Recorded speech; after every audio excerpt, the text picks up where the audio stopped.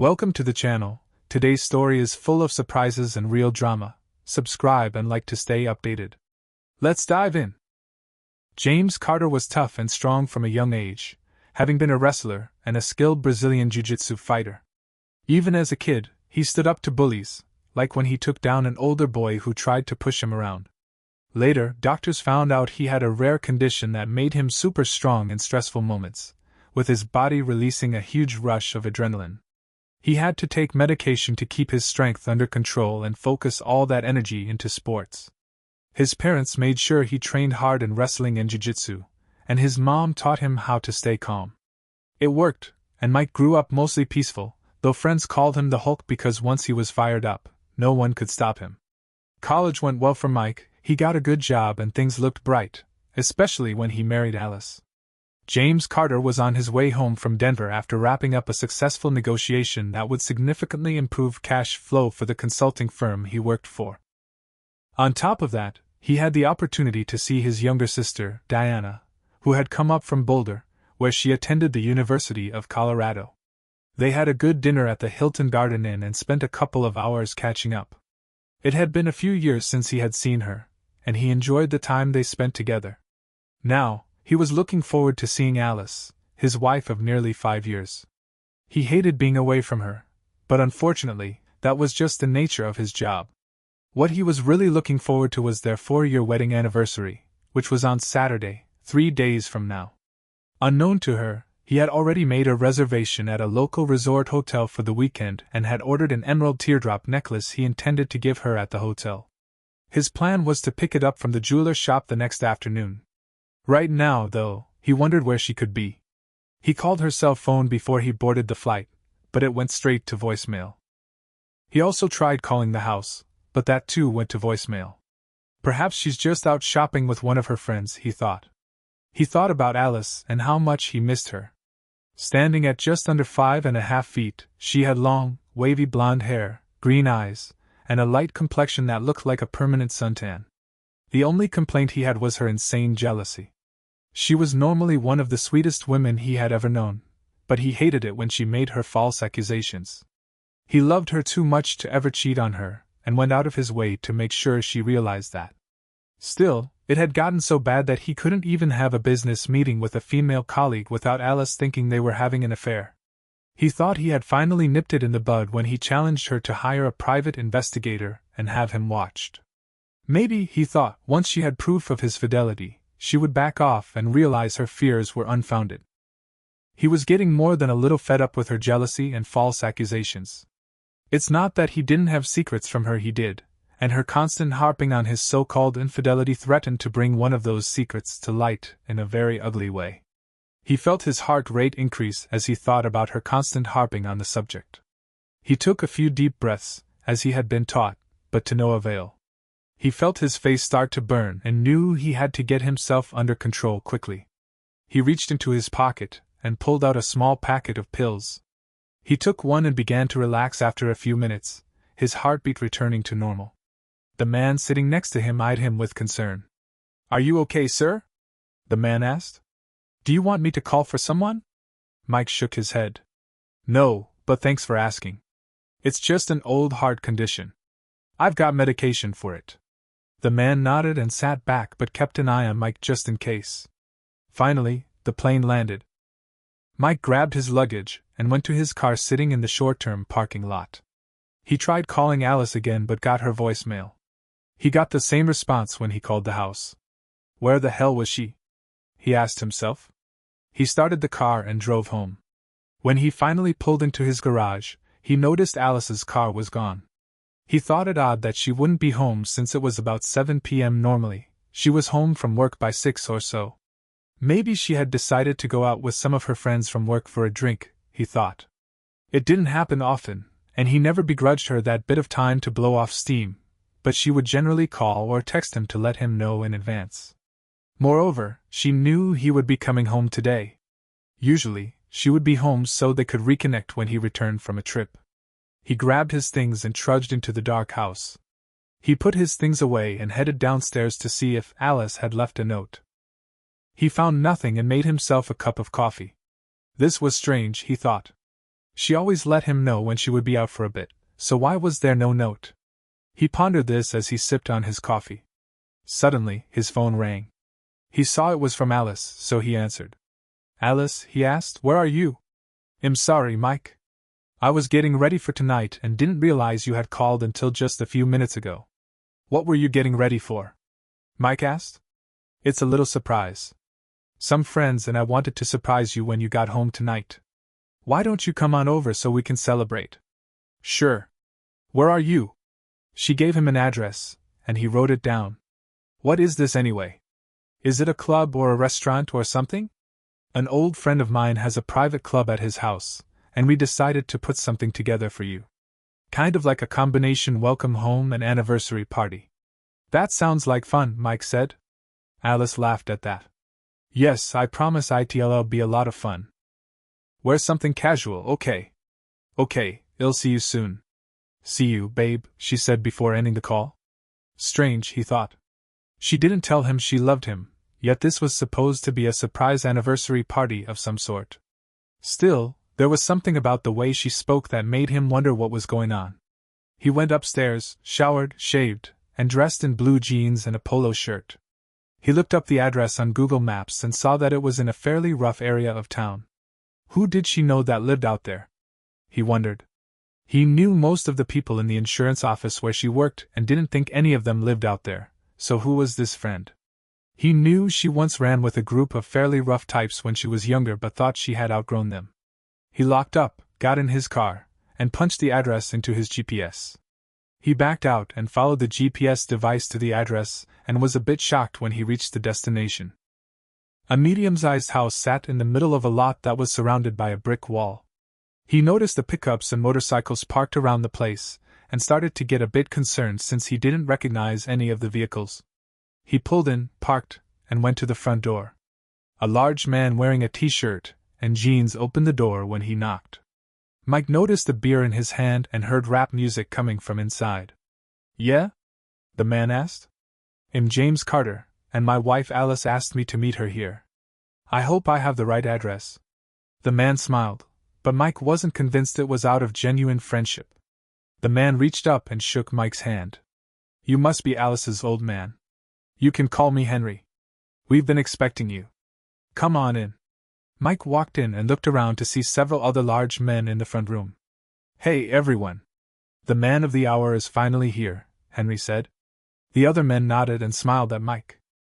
They may have been smiling, but Mike didn't feel any real friendship here. Where's Alice? Mike asked. Oh, she's downstairs getting ready for the main event, Henry said, causing the others to chuckle. Want a beer? Yeah, sure, Mike said. One of the others handed Mike a bottle of cold beer. Thanks, Mike said as he opened it and took a tentative sip. So, what is this main event? He asked Henry. That's the surprise. Your old lady wanted to do something special for your anniversary and asked us to help her out. I'm afraid you have me at a disadvantage. Who are you guys? Well, that over there is Peter, Henry said, pointing out one of the men in the room. Over there is Logan, and that guy standing next to him is Nathan, he added. That big fella back there we call Hulk. I'm sure you can understand why. Mike saw the very large, muscular man standing by the kitchen table. All of them looked as mean as snakes, and Mike saw the large knife sheath in a scabbard on Logan's hip. Yeah, and you're all Alice's friends? Yep, Peter said. I've been for a while. Haven't seen her much since she married you, though. She never mentioned any of you to me before, Mike said. I'm not surprised. Most people try to avoid us as much as they can. And you have a private club here? Mike asked. Yeah, Henry said, down in the basement. Built it ourselves. We like to get together from time to time, have a few drinks, bring in some entertainment. You know. The others chuckled at that, but Mike's hackles were raised. Something bad was about to happen, but he didn't know what. Mike heard footsteps coming up from the basement. She's ready, a sixth man said as he walked into the front room. Is this her old man? Yeah, Henry said. Mike, this here is Victor. He'll escort you down. What's going to happen? Mike asked. A little surprise. I promise it'll be an evening you won't forget. The others chuckled, but Mike was nervous. It'll be all right. Come on, Alice is waiting for you. Mike walked over to Victor, who led him downstairs. Happy anniversary, Henry said as Mike began his descent. When he got downstairs, he saw a small bar in one corner of the basement, and a well-lit raised area that occupied one end of the room. A curtain was hung across the end of the area, which he realized was probably a stage. What concerned him the most was the bed in the middle of the stage, and the camera mounted on a tripod a few feet back. There were several neon beer signs hanging on the walls, and the room was fairly dark, like a bar or a club. A pool table was placed at the opposite end of the basement, and Mike saw a few tables in the room. A jukebox occupied one area of the wall, and Mike realized that was the source of the music. Two other men stood in the room and watched Mike as he entered. Victor led him to a chair that sat in front of the stage. The chair sat next to a table but faced the stage. Have a seat, Victor said, pointing to the chair. Where's Alice? Mike asked. She'll be out shortly. Go on, sit down. You can put your beer on the table if you want. Mike set the beer down and looked around. Something inside told Mike he needed to get the hell out of there, but he suspected the 5 men upstairs were not about to let him go. Plus, he was worried about Alice. What would they do to her if he ran out? He took one last sip and placed his bottle on the table. The moment he sat in the chair, Victor and the other 2 men quickly grabbed his arms and zip-tied them to the arms. What the hell is going on? Mike asked, getting angry. The men ignored him and zip-tied his ankles to the legs of the chair. Get me out of here right now, Mike demanded. Shut up, Aholy, he heard his wife say. He looked up and saw Alice wearing nothing but a tiny thong and a half-bra. What the hell is this? Mike demanded. Why are you dressed like that? Who are these guys? This is to celebrate our anniversary, she spat. These guys are my friends, and they're going to help me teach you a lesson about cheating. She threw a picture on his lap, and he looked. It was a photo someone had taken of him eating dinner with his sister. I've never cheated on you. You've got this all wrong, he screamed. Suddenly, Mike saw stars as one of the men who tied him to the chair hit him in the face. Mike shook his head and closed his eyes. Stop it, Alice told the man, who backed off. I'll be the one who teaches him his lesson. She turned back to her husband. Alice, stop this right now, and we can discuss this. It's not what it looks like. Oh, really? She asked. It looks to me like you're enjoying yourself with that blonde floozy, so if you can enjoy yourself, so can I. But unlike you, I'm not going to keep it a secret. With that, she turned away and stepped onto the stage. Okay, boys, it's showtime.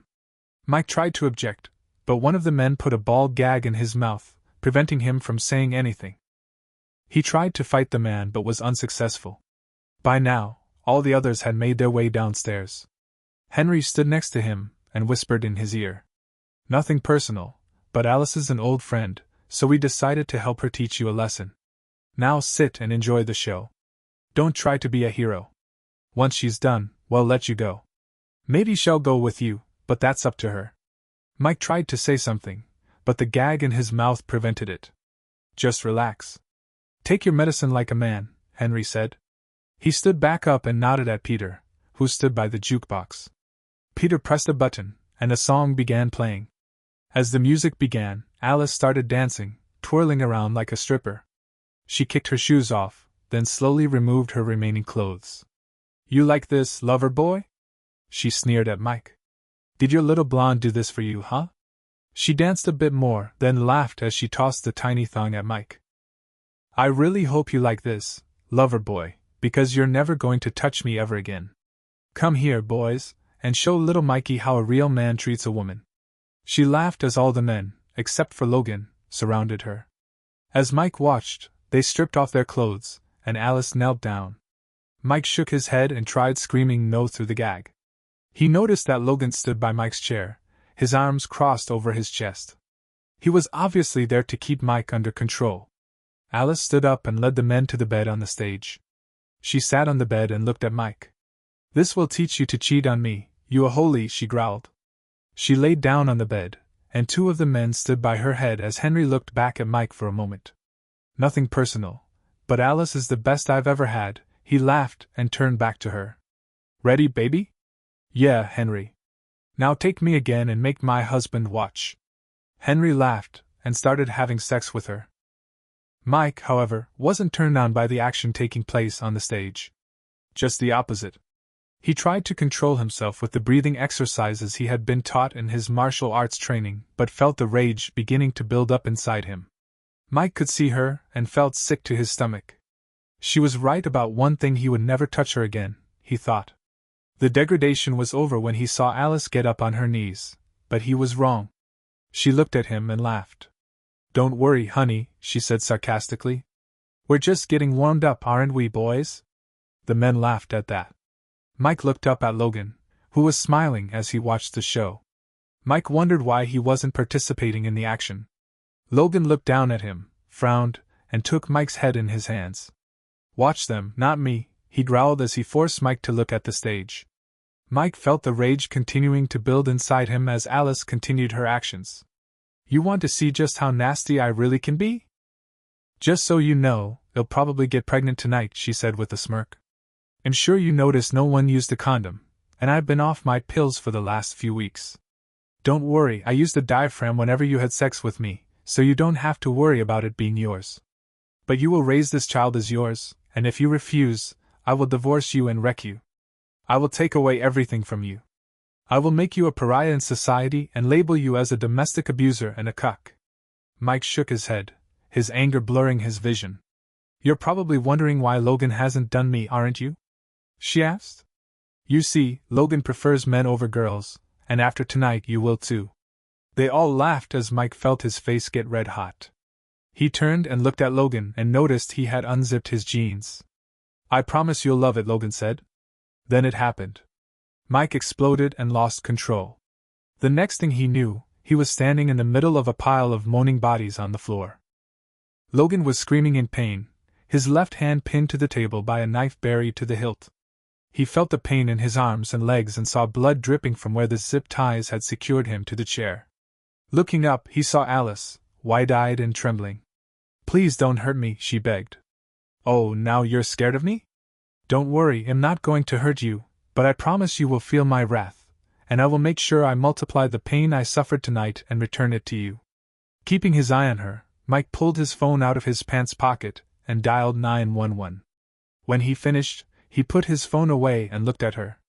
"You stupid woman," he growled. "I've got you dead to rights. You cheated on me with that blonde. I was just getting even with you. So you got a PI to follow me in Denver, is that right?" he asked. "Yes, and I got that photo. Did you bother to read the report that came with it?" Mike asked. She shook her head. "No," she said nervously. "All I did was look at the photo." "That was my sister, you ignorant woman," Mike yelled. "The last time we saw her was at our wedding. She's a senior at the University of Colorado in Boulder. She came up to visit me in Denver, and we had dinner.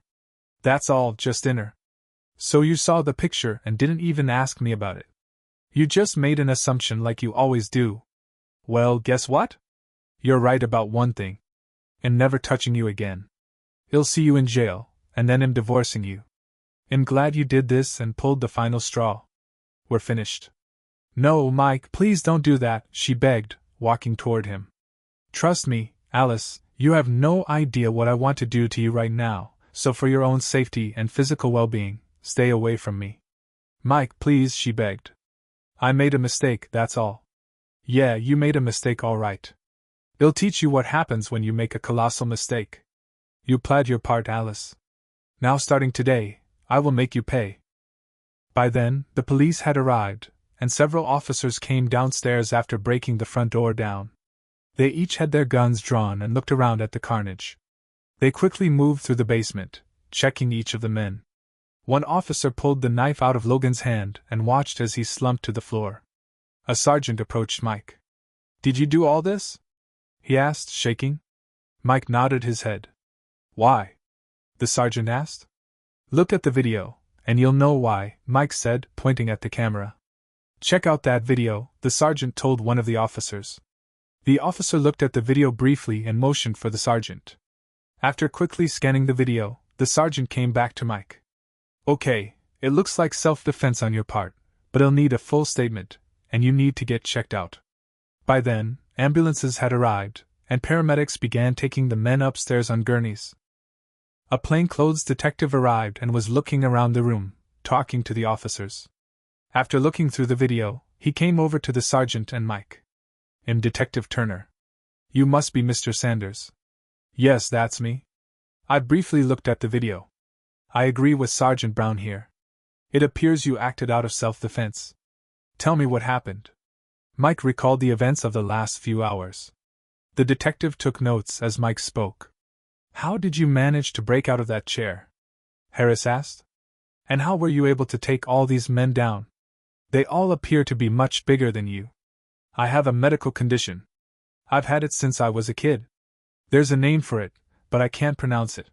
The bottom line is that under certain conditions, my adrenaline levels go through the roof, and I basically lose it, for lack of a better term.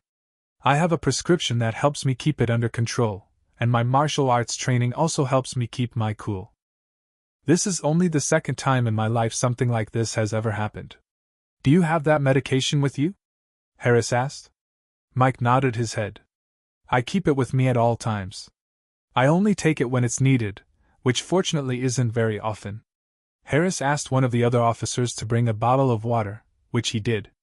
"Maybe you should take one now," Harris said, handing Mike the water. Mike pulled the small packet out of his pocket and swallowed a pill with the water Harris had given him. A few seconds later, Mike felt much better. "Are you okay now?" Harris asked. "Yes, thanks." "Do you remember what you did here?" Harris asked. "No, I don't," Mike said, shaking his head. Harris showed Mike the video. He was shocked at what he saw. It was like watching a Hulk movie, only this was real life. He saw himself roar, then break out of the chair. In the video, he grabbed Logan's knife out of its scabbard and plunged it into the bigger man's left hand, pinning it to the table. The other men came after him as Alice sat scared. In less than a minute, Mike had taken all the other men down. "You don't remember doing any of this?" Harris asked. "No, I don't. Honestly, I never thought I even had it in me to do something like this." "What's the last thing you remember?" Harris asked. "That man getting ready to stick his meat in my mouth," Mike said, tears falling down his face. "So you're saying he was going to force you to perform oral sex?" Harris asked. Mike nodded his head. "Yes. He was going to do me, and my wife was in on it." "I see," Harris said, looking across the room where another officer was taking Alice's statement. By then, the officers had covered her with a blanket. "I want you to go to the hospital and get checked out, Mr. Sanders. I'll speak with you a bit more after I've had a chance to collect all the evidence." "I take it you'll be wanting to press charges?" "Absolutely," Mike said. "What about your wife?" Harris asked. "Do you want to press charges on her as well?" "Especially against her. She's the instigator of all this." "Very well," Harris said. He took Mike's contact information as a paramedic checked out his wrists and ankles. "I'll be in touch, Mr. Sanders. I'd appreciate it if you didn't leave town." "I'm not going anywhere," Mike said. Detective Turner nodded his head and gave instructions to the officers and went to see Alice, who was still being questioned by an officer. A couple of minutes later, Mike heard her wail as she was cuffed and led out of the room. "Please, Mike," she cried. "Don't let them take me away. Please tell them it was all a big misunderstanding." Mike shook his head and looked the other way. After everyone was finished with the questioning, Mike drove to the hospital to get checked out. A few hours later, he drove home, his cuts dressed, cleaned, and bandaged. On the way, he realized he hadn't eaten since he left Denver and went through a drive-thru for a burger. Once home, he ate, then called his boss, Jim Collins, to explain the situation. "Damn, Mike, I'm sorry to hear that. Look, why don't you bring the signed contract and then take the next week off? You've got plenty of vacation time coming." "Thanks, Jim. I appreciate that," Mike said. After he calmed down, Mike showered and went to bed. The next day, he went to the jewelry shop and canceled the order for Alice's necklace. He ended up paying a small restocking fee but got most of his money back. He also canceled the hotel reservation and had the charges reversed. He then called around and set an appointment to see Rachel Hawkins, attorney at law, about a divorce on Friday. He just finished eating lunch when his phone rang. He looked and saw it was Alice's parents. He took a deep breath and answered. "Hello? Mike, what the hell is going on?" asked Helen, his mother-in-law. Alice called from the county jail. She said she's been arrested, and they're holding her without bail. Did you do something? Mike couldn't believe the nerve of this woman. He counted to 10 and took a few deep breaths before answering. Did she tell you why she was arrested? Mike asked. She said it was all some kind of misunderstanding on your part, Helen said. On my part? Really? You mean she didn't tell you that she plotted to have me tied up, force me to watch her have sex with multiple men, then was going to have me sexually assaulted by one of her male friends? Didn't she tell you about that? What? Why would she do such a thing? Because she saw a picture of me having dinner with my little sister and thought I was having an affair. The woman is nuts, and tomorrow I'm seeing an attorney and am filing for divorce. You can't be serious. Look, I know you're probably upset, but surely you can understand how she would feel. What would you do if you saw a picture of her eating lunch with a man? I would ask her about it. I wouldn't fly off the handle the way she did. Look, Helen, you have no idea what your daughter did, and there's no way in hell I can overlook it. I've been dealing with her insane jealousy since we got married. I'm tired of it. It ends now. As far as the divorce is concerned, let me ask you, Helen, if we reverse the roles and I tie her up and force her to watch me have sex with other women and then have her assaulted by one of them, would you still ask your daughter to remain married to me? Helen had no answer to that. Don't be a hypocrite, Helen. You know very well that what I am doing to your daughter is absolutely right. With that, he ended the call. When she called back, he sent the call straight to voicemail. Curious, he went into the second bedroom where he and Alice had their home computers set up. He sat down at her computer and fired it up. He already knew her passwords, so he got into her desktop easily. He opened her email client and was shocked at what he saw. He found an email from something called Jenkins Investigations and opened it up. Attached to the email was a document and a photo. The photo was of him and his sister eating dinner, the same one she threw in his face earlier. The report stated that target James Carter, meaning him, had eaten dinner with what appeared to be a much younger woman. The report went on to say that after dinner, the woman left the hotel and Mike went to his room. There was more. The report clearly stated that the woman was Diana Sanders, a senior attending the University of Colorado in Boulder, and, according to public records, Mike's youngest sister. At no time was Mike with a woman for the purposes of illicit sex, and at no time during their observation did Mike ever engage in any inappropriate behavior with anyone, male or female. The report concluded that if Alice had bothered to read it, she would have known he was innocent of cheating on her. But as usual, she simply saw the photo and came to her own false conclusion. He printed that out and kept digging. He saw emails from her to Logan in which she falsely claimed that her husband was cheating on her and she wanted revenge. He saw several emails from Logan telling her about a website and how she could get her revenge. As he read, he felt his blood pressure begin to rise. What happened to him last night was carefully scripted, and he realized she intentionally planned to have him assaulted, videotaped, and the video published on a website. He printed off the emails and kept digging. He checked her browser history and found that she had visited several sites similar to the one she was in contact with. Looking at the site that Logan recommended, he saw several sample videos where other men, presumably husbands, had been tied down and forced to watch as their wives had sex with several men, all the while putting them down. The final humiliation was making the husbands engage with Logan. He instantly recognized the men in the videos: Henry, Peter, Logan, Nathan, Hulk, and the other two men whose names he never heard mentioned. So they were already working for such a website. What shocked him even more was that the videos on the site were available to anyone who paid a premium fee. Mike wasn't stupid. He had seen online spicy videos before and knew there had to be a release form filled out giving site owners permission to publish the videos. He was never given that opportunity, and wondered if the other men had signed such a form. He picked up his phone and called Detective Turner. Harris, the detective said when he answered. Detective, this is James Carter. I have some information here you may find interesting, Mike said. Can you come to my house? Sure. Let me finish what I'm doing, and it'll be right over. Thanks, Mike said before ending the call. As he waited for Harris, he performed a search to see if he could tell who owned the site. The registration was done in a way to keep the owner's name private, but he knew that a law enforcement agency could subpoena the records. He also knew which company hosted the site. He printed that out for Harris. About a half hour later, Harris rang the doorbell. "Thanks for coming, Detective," Mike said, opening the door. "You have something for me?"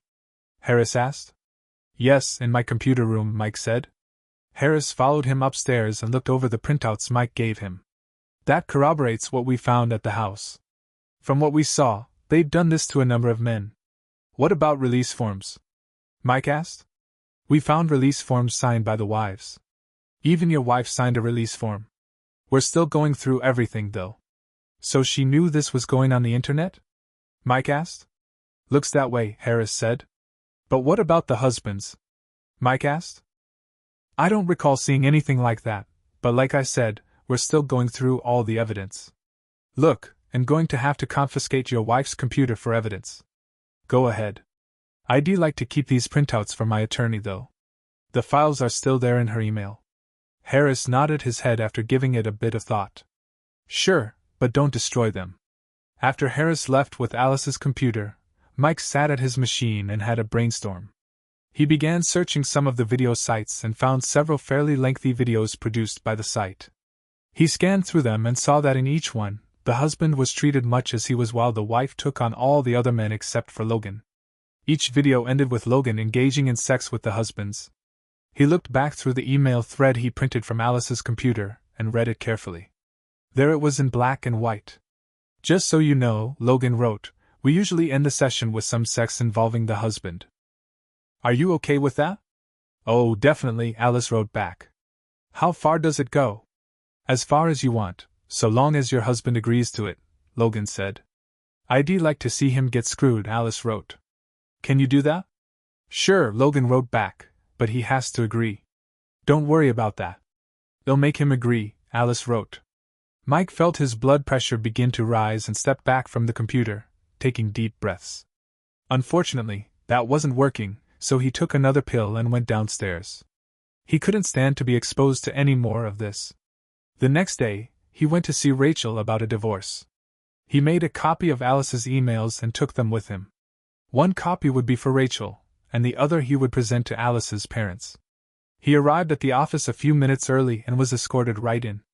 After the introductions, he explained his situation to Rachel and showed her the email thread between Alice and Logan. Rachel listened without interruption, making notes as he spoke. She read the email thread and shook her head. "You know, I thought I had seen it all. Fortunately for you, this state allows for divorce on the grounds of adultery, cruelty, and abuse.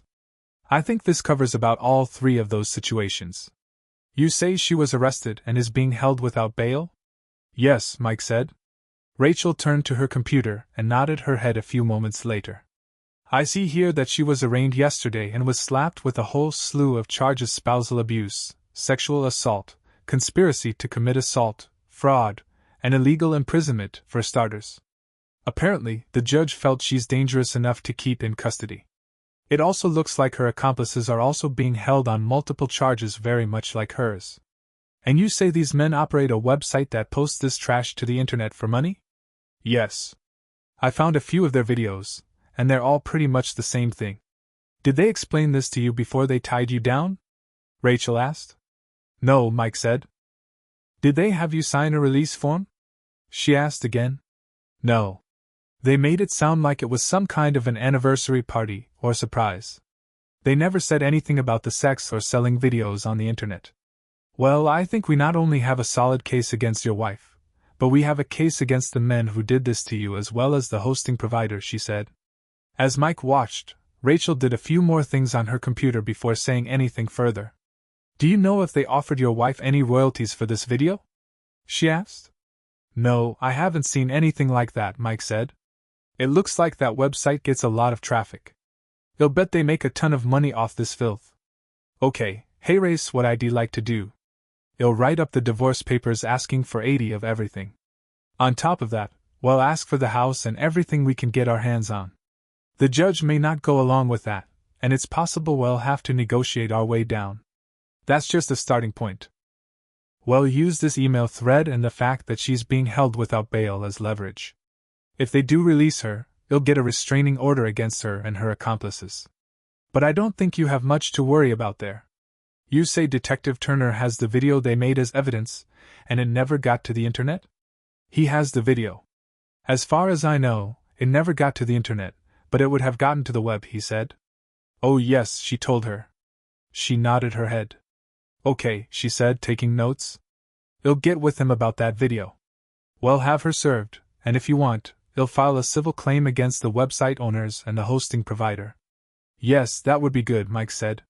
She looked at him before continuing. Do yourself a favor. Don't visit your wife. Stay as far away from her as possible. Don't even think about what she did. Let me and the authorities deal with it. From what you told me, you'd be better off not even thinking about her. If you want, I can set you up with a therapist to help you deal with this. Would that be all right? Mike nodded his head. Yeah, I've tried everything I know, but it just doesn't seem to be enough. Normally, the breathing and the medication keep me under control, but I've never had to deal with anything like this. I understand, Rachel said. She handed him a card. I'll give her a call right now if you want. Please, Mike said. She picked up her phone, called, and made an appointment for him. When she finished, she smiled and looked at Mike. Dr. Morgan said she can see you this afternoon at 4 p.m. Will that work for you? Mike looked at his watch, then nodded his head. That'll work. Thanks, Mike said. Good. Here's some things you need to take care of right away, she added, handing him a sheet of paper with a list of things he needed to get done. Most of it involved the bank, so he decided to take care of that after his appointment with Rachel. I'll take care of this right away, he said. Terrific. Listen, I know this has been rough on you, so I want you to rest, relax, and let us take care of things. You understand? I do, he said. Good. Don't worry, Mike. This will all work out, and you can move ahead with your life. He thanked her and left after leaving a healthy retainer. From there, he went to the bank, paid, and closed out their joint credit cards and withdrew everything but 20, then opened a new account in his name only and applied for a new credit card. From there, he stopped at Alice's parents' house and explained to them what happened, showing them the email chain between Alice and Logan. They were shocked when he told them what he knew. This is sick. I can't believe she'd actually do something like this. Are you sure you didn't cheat on her? Helen asked. Helen, I love Alice with all my heart, and I never even thought about cheating on her. She saw a picture of me having dinner with my baby sister and thought we were having an affair. She didn't even bother to read the report. If she had, this probably wouldn't have happened. She shook her head. I don't know what to tell you, Mike, she said. I'm truly sorry this happened to you. I am sorry I married her. Just do me a favor and stay in touch, okay? We've always thought of you as the son we never had. I'll do that, Helen. By the way, her car is still at that guy's place. I'll give you her keys if you want to go pick it up. I'll bring her stuff by later today or this weekend sometime. Okay, thanks. He handed her the keys and gave her the address. By then, he had just enough time to get to his appointment with Dr. Morgan. Dr. Morgan, Rhonda to her friends and patients, listened to Mike's story and said nothing until he was finished. I've heard about your condition, but I've never met anyone who was actually diagnosed with it. And you say you've been using martial arts training to help keep it under control? Yes. Breathing exercises mostly. That along with medication to help my blood pressure. It usually works pretty quick, and until recently, I've hardly had to use it at all. Are you still taking martial arts training? She asked. Yes, Mike said. Maybe we should take a look at some exercises and meditation. Would you be open to that? I would. Good. We've got a lot of work to do, Mike, but I think we can help you through this without any more medication. I would prefer that. He left and went back home, where he bagged up Alice's things, including all their wedding photos and her wedding dress. He looked around and boxed up some trinkets she had collected over the years. They meant nothing to him now, and he wanted nothing in the house that would remind him of her.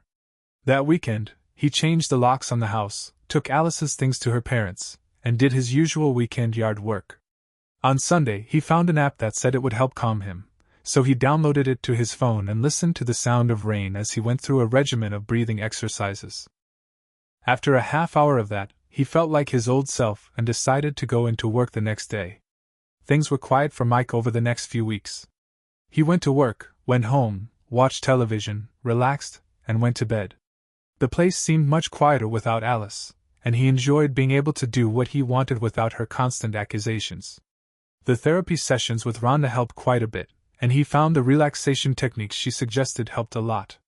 He stayed in touch with Rachel, who said she was going to wait until after Alice's trial to have her served. Her thinking was that the divorce would go smoother if she was a convicted felon. The day of Alice's trial came around, and he was asked to testify, which he was more than happy to do. The jury was shocked when the DA presented his evidence, which included Mike's testimony. They were so shocked that they came back with guilty verdicts on all charges in just a couple of hours. The judge had no sympathy for her either, sentencing her to the maximum possible under state law, 20 years. She would be eligible for parole in 15 years. The judge said as she was being let out, a process server stepped forward. He verified her identity and handed her a manila envelope. "You've been served," he said. Defeated, Alice signed the papers and handed them back. "Have a good day," the server said as he accepted them. She looked at Mike with tears in her eyes, but he simply looked away. The deputies escorted her out and took her to the van that would transport her to the state women's prison. The trials against Henry and his crew took quite a bit longer. Detective Turner found a treasure trove of evidence suggesting they had victimized up to 15 men over the last 20 months. They found what appeared to be releases signed by the husbands they had targeted, but the men they had tracked down said the releases were signed after the fact and under duress. Making matters worse, the site owners had also posted personal information about the men they targeted. At least 3 of the victims had committed suicide as a result of what was done to them. By the time it was all said and done, all of the men involved were sentenced to 25 years of hard labor. The site was torn down, and all of the victims, or at least all of the men Rachel's team of attorneys could locate, received a huge sum of money, which bankrupted Henry and his associates. The hosting providers settled with the men, which added to the pot. Mike nearly broke down crying when Rachel presented him with a $1.8 million check. While he appreciated the restitution, the money did very little to soothe his broken heart. "You're a good man, James Carter," she told him. "There's lots of good women out there who would love to be with you. You'll find her." "Thanks, Rachel. Maybe one day." Mike continued seeing his therapist, who helped him deal with his issues. Over the next 2 years, he buried himself in his work and dated periodically, but it had only been in the last couple of months that he dated the same woman more than once. "He's got a lot of issues to deal with," his therapist wrote as she transcribed her notes. "But on the upside, he hasn't had any more episodes and seems to be moving forward. I think he'll do just fine in the long run. At least I hope so," Rhonda thought. A few days later, Mike met a man at a local bar. The discussion took not more than 10 minutes. Mike walked out to his car and waited. The man walked near him and picked up the small briefcase that Mike had already placed on the ground. Both men looked at each other and walked away with a nod. 5 days later, Mike learned from Rachel that Alice had gotten pregnant from her actions on that fateful night but had suffered a miscarriage when 3 large women attacked her in the bathroom. She was bleeding heavily and was in the hospital. Rachel also said that Alice would never be able to conceive ever again. People like her should never breed, Mike thought to himself. 7 days later, Henry and Peter were killed when a huge riot broke out in the prison during lunch hours. 2 days later, Nathan was found hanging in his cell. 3 days later, Victor was trying to climb the prison wall with 2 other inmates when he was shot and killed by the prison guards. The other 2 prisoners somehow were unharmed. Hulk and 2 others died under mysterious circumstances. According to the autopsy, they were poisoned.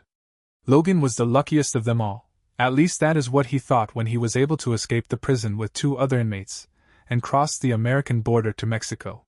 What he did not know was that he never escaped. His partners in crime took him straight to Baja. He was eating at a local diner where he met a beautiful woman. They danced together, and she offered to take him to her home. Logan was grinning ear to ear when she took him to her bedroom. It was dark, and suddenly he was hit behind the head, and everything really went dark. A few moments later, Logan opened his eyes and found himself tied to a chair. A man walked to him and held a phone in front of him. "Hello, Logan. Hope you remember me. I guess my friend has treated you well. I have asked my friend to be gentle with you and stretch the night as far as possible, just like you told me once. I promise you'll love it. Logan tried to scream, but his mouth was gagged. A few moments later, Logan heard the roaring sound of a chainsaw. A man dressed in a yellow raincoat and a gas mask stood before him. The man took the chainsaw and walked closer and asked, "Do you like stew?" Thanks for watching. James Carter's story is one of resilience and hard-won justice. What would you have done in his place? Let us know in the comments, and don't forget to subscribe for more powerful stories. See you next time.